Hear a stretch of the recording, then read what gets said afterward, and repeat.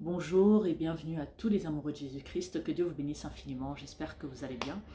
Moi je vais très très bien, il fait magnifiquement beau aujourd'hui, il est prévu qu'il fasse au moins 30 degrés. J'espère que vous en profitez, peu importe où vous êtes, que ce soit au travail, que ce soit en famille, entre amis, en tout cas profitez-en. Et on est le 27 juillet aujourd'hui, au moment où j'enregistre cette vidéo, 27 juillet 2020. Et je vous souhaite une belle et agréable journée. Que Dieu vous bénisse infiniment. Je m'appelle Harmonie, donc je suis l'apôtre Harmonie. Pour retrouver toutes nos publications, donc vous pouvez aller sur YouTube en tapant Centre de Gloire Emmanuel et sur des réseaux sociaux, donc la page Facebook de prophète d'apôtre Olivier Cambola, officiel, je vais m'habituer. Et Apôtre Harmonie, oui, Apôtre Harmonie sur Facebook. Donc comme je le disais, je vous souhaite une très très très bonne journée. Aujourd'hui on va parler d'un sujet qui est très important mais qui est malheureusement très négligé auprès des chrétiens, ce qui est d'attrister le Saint-Esprit, l'énerver, le mettre en colère. Il y a beaucoup de chrétiens aujourd'hui qui n'ont pas cette crainte-là de blesser le Saint-Esprit, qui n'ont pas cette crainte de se retrouver contre le Saint-Esprit. Parce que quand le Saint-Esprit se retrouve contre toi, il n'y a personne sur cette terre qui peut te défendre, qui peut te sortir de cette situation. Est-ce que tu es de ces personnes-là où tu pêches, tu demandes pardon, mais tu refais encore? Tu fais du mal à quelqu'un, tu ne cherches pas à t'excuser, tu ne cherches pas à arranger les choses, tu ne cherches pas à t'améliorer, tu ne te fais pas violence pour pouvoir marcher comme il faut. Parce qu'en tant que chrétien, quand on blesse les gens, quand on fait souffrir les gens, on est récurrent dans des péchés, on est récurrent dans des comportements qui ne sont pas agréables. Ça attriste le Saint-Esprit, ça attriste le Saint-Esprit. À un moment donné, ça l'énerve. Et quand ça commence à l'énerver, croyez-moi, c'est pas du tout bon pour qui que ce soit. Parce que personne, quand tu es sur le collimateur du Saint-Esprit, personne ne peut t'aider. Personne ne peut t'aider à sortir de ce problème-là. Alors je vous invite vraiment à réfléchir, à méditer sur votre comportement, sur votre vie, sur votre marche en tant que chrétien, parce que tout ce que vous faites de mauvais, tout ce que vous faites de déshonorant, tout ce que vous faites de blessant, quand vous êtes mauvais, vous ne pensez qu'à vous, vous êtes égoïste, vous êtes méchant gratuitement, vous faites souffrir les autres, tout ça vous attristez le Saint-Esprit.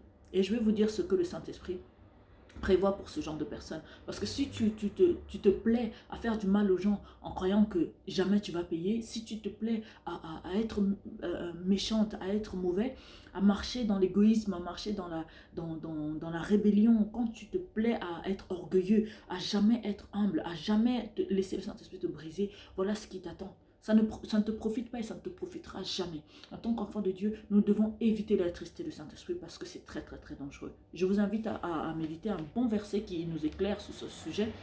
Donc Ésaïe 64, verset 10 qui nous dit « Mais ils ont été rebelles, ils ont attristé son Esprit Saint et il est devenu leur ennemi. Il les a combattus, il a combattu contre eux. » Je répète, Ésaïe 63, verset 10 nous dit mais ils ont été rebelles, ils ont attristé son Esprit Saint. Et il est devenu leur ennemi, il a combattu contre eux. Tu imagines, si tu deviens l'ennemi du Saint-Esprit, dis-moi qui peut t'aider, qui peut te sortir de cette situation. Si tu deviens ennemi du Saint-Esprit, dis-moi qui peut intervenir dans ta vie. Parce que quand tu deviens l'ennemi du Saint-Esprit, sache que c'est fini pour toi. Tu es l'ennemi de Dieu, tu es l'ennemi de Jésus-Christ. Personne ne peut te défendre, personne ne va intervenir.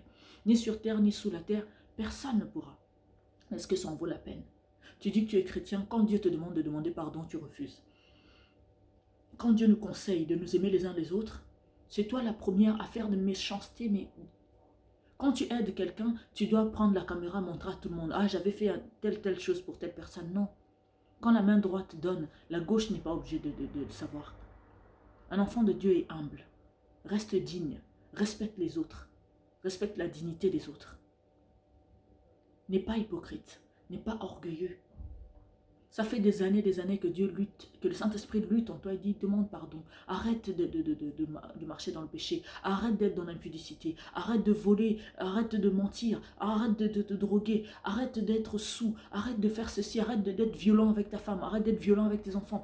Arrête d'être violent verbalement avec les autres. Arrête d'être agressif. Arrête d'harceler tes collègues. Arrête ci, arrête ça. Toi-même, tu sais dans quelle situation tu te retrouves dans toutes celles que je t'ai citées pour n'en citer que celle-là. Alors, je t'invite à commencer à laisser le Saint-Esprit travailler en toi, te rendre meilleur. Je t'invite à te forcer toi-même à être une bonne personne. Parce que tant qu'il n'y a pas la volonté, même si le Saint-Esprit insiste, ça ne va pas marcher. Alors je vous invite, bien-aimés dans le Seigneur, à marcher comme il faut, à vous comporter comme il faut. Parce que quand le Saint-Esprit est trop attristé et énervé contre toi et tu deviens son ennemi, crois-moi, rien ni personne ne peut faire quoi que ce soit pour toi. Alors je vous invite vraiment à méditer cette parole, Ésaïe 63, verset 10. Est-ce que tu tiens vraiment à être l'ennemi du Saint-Esprit? Est-ce que ça en vaut la peine? Tu gagnes quoi à être l'ennemi du Saint-Esprit? Parce qu'un peu plus loin, la parole nous dit, n'attristez pas le Saint-Esprit. Donc ça veut dire que nos comportements qui ne sont pas bons peuvent l'attrister.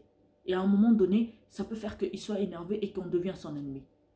Vaut mieux pas en tout cas. Je ne sais pas pour vous, mais moi je ne tiens pas à être l'ennemi du Saint-Esprit. Je veux travailler durement ma vie. Je veux traiter durement mon corps pour pouvoir toujours marcher selon sa volonté, ne jamais l'attrister.